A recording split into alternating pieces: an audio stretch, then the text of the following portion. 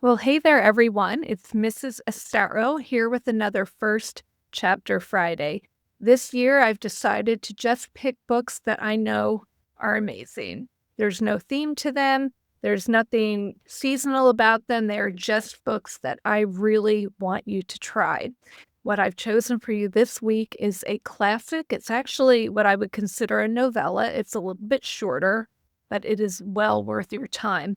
It's called Number the Stars by Lois Lowry, and it is a Newbery Medal winner. Before we get started, I just want to make sure that you have your First Chapter Friday sheet. You can print them out. They're free. They're in the video description, and you can put them into a writer's notebook, jot a few notes about the books you're hearing about, and this way, when it's time for your next read, you have something to refer to. Okay? Let's hear a little bit about what Number the Stars is. It's a heavy topic, but this one is done in a really age-appropriate way. Okay, 10-year-old Annemarie Johansen and her best friend Ellen Rosen often think about life before the war. This is World War II we're talking about. But it's now 1943, and their life in Copenhagen is filled with school, food shortages, and the Nazi soldiers marching in their town. The Nazis won't stop. The Jews of Denmark are being relocated. So Ellen moves in with the Johansens and pretends to be part of the family. Then Annemarie is asked to go on a dangerous mission. Somehow, she must find the strength and courage to save her best friend's life. There's no turning back now. Okay. Never met a student who didn't love this book. Again, it's fairly short. It's 133 pages, and there are 17 chapters. We're going to read chapter 1, which is fairly short as well. It's called Why Are You Running? I'll race you to the corner, Ellen. Annemarie adjusted the thick leather pack on her back so that her school books balanced evenly. Ready? She looked at her best friend. Ellen made a face. No, she said, laughing. You know I can't beat you. My legs aren't as long. Can't we just walk like civilized people? She was a stocky 10-year-old, unlike lanky Annemarie. We have to practice for the athletic meet on Friday. I know I'm going to win the girls' race this week. I was second last week, but I've been practicing every day. Come on, Ellen, Annemarie pleaded, eyeing the distance to the next corner of the Copenhagen street. Please? For those of you who don't know, Copenhagen is in Europe, and the people who live there are Danish, and this novel is also based on the Danish resistance, okay? Ellen hesitated, then nodded and shifted her own rucksack of books against her shoulders. Oh, all right, ready, she said. Go, shouted Annemarie, and the two girls were off, racing along the residential sidewalk. Annemarie's silvery blonde hair flew behind her, and Ellen's dark pigtails bounced against her shoulders.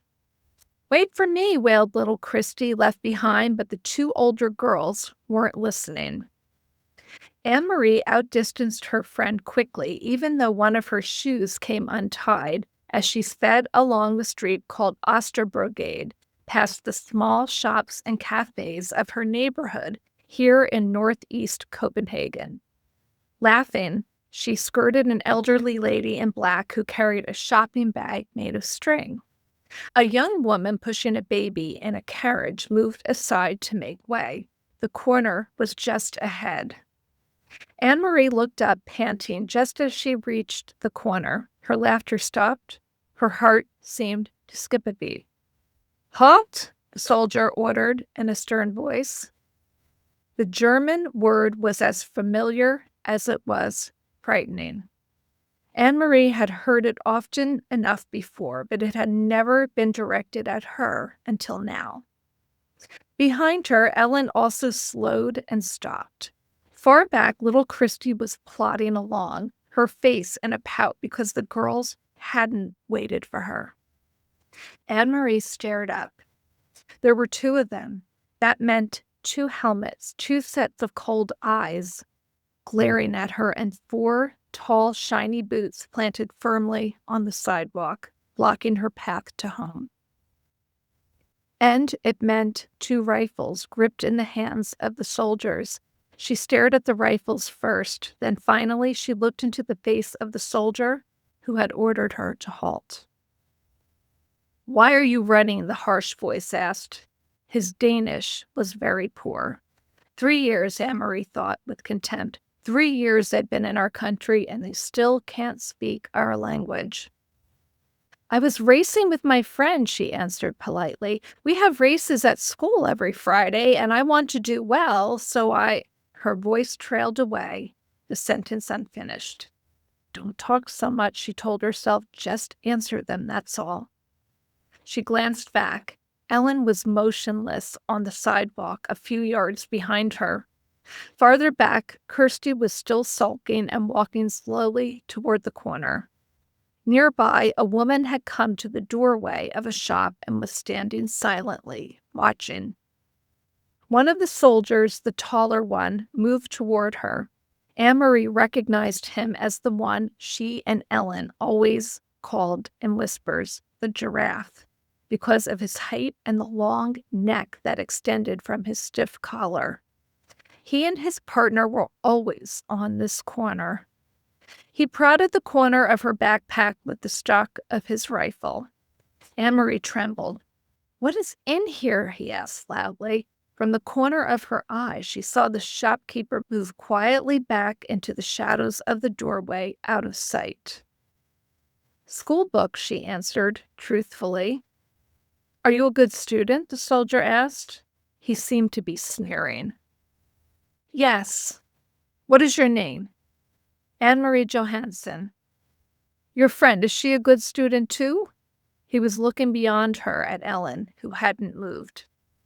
Annemarie looked back too and saw that Ellen's face, usually rosy-cheeked, was paled and her dark eyes were wide. She nodded at the soldier. "Better than me," she said. "What is her name?" "Ellen." "And who is this?" he asked, looking at Annemarie's side. Kirsty had appeared there suddenly, scowling at everyone. "My little sister." She reached down for Kirsty's hand, but Kirsty, always stubborn, refused it and put her hands on her hips defiantly. The soldier reached down and stroked her little sister's short, tangled curls. "Stand still, Kirsty," Annemarie ordered silently, praying that somehow the obstinate 5-year-old would receive the message. But Kirsty reached up and pushed the soldier's hand away. "Don't," she said loudly. Both soldiers began to laugh. They spoke to each other in rapid German that Annemarie couldn't understand.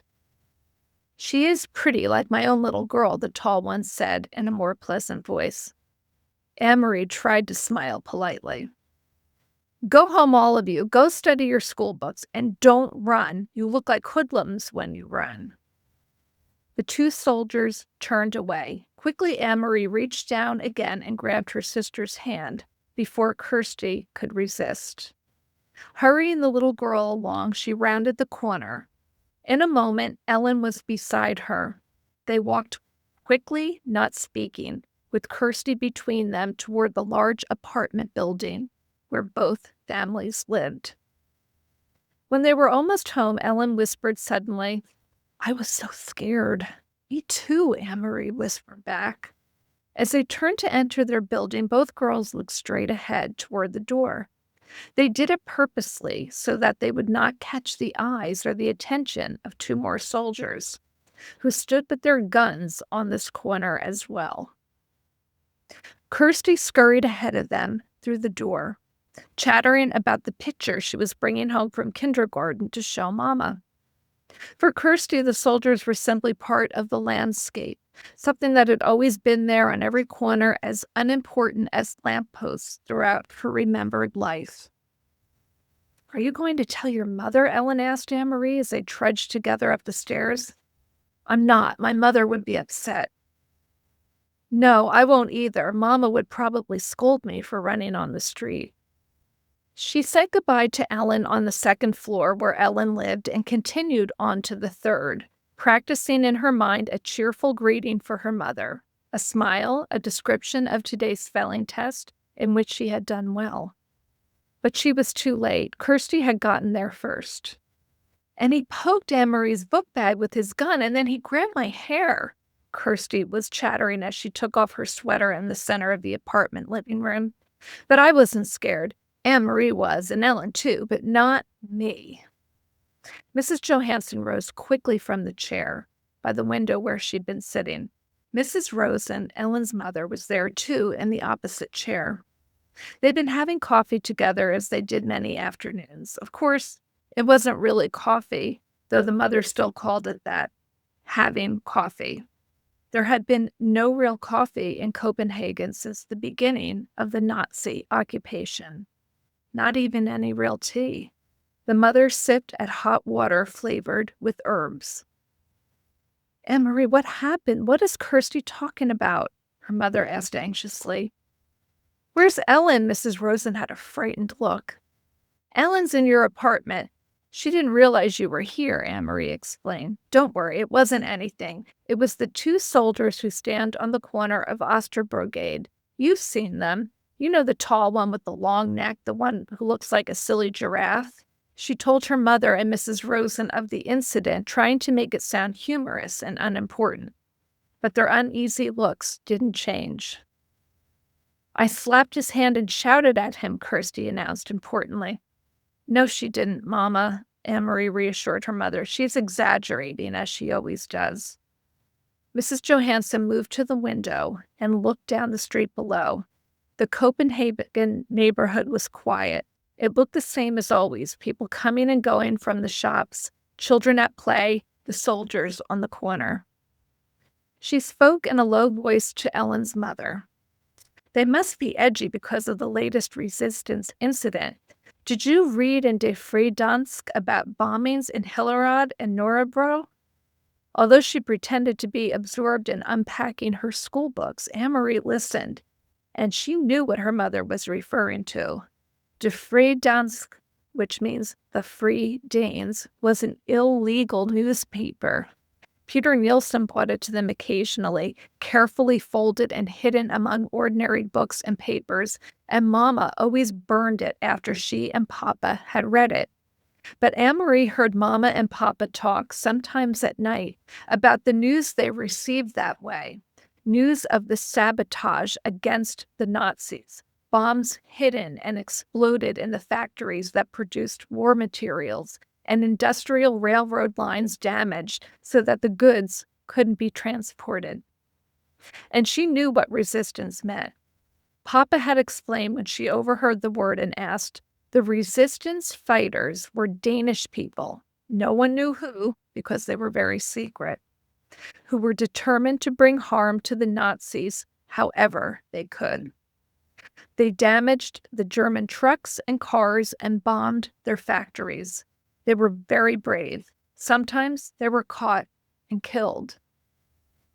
I must go and speak to Ellen, Mrs. Rosen said, moving toward the door. You girls walk a different way to school tomorrow. Promise me, Anne-Marie, and Ellen promised too. We will, Mrs. Rosen, but what does it matter? There are German soldiers on every corner. They will remember your faces, Mrs. Rosen said, turning in the doorway to the hall. It is important to be one of the crowd, always. Be one of many. Be sure they never have reason to remember your face. She disappeared into the hall and closed the door behind her. He'll remember my face, Mama, Kirsty announced happily, because he said I looked like his little girl. He said I was pretty. If he has such a pretty little girl, why doesn't he go back to her like a good father, Mrs. Johansen murmured, stroking Kirsty's cheek.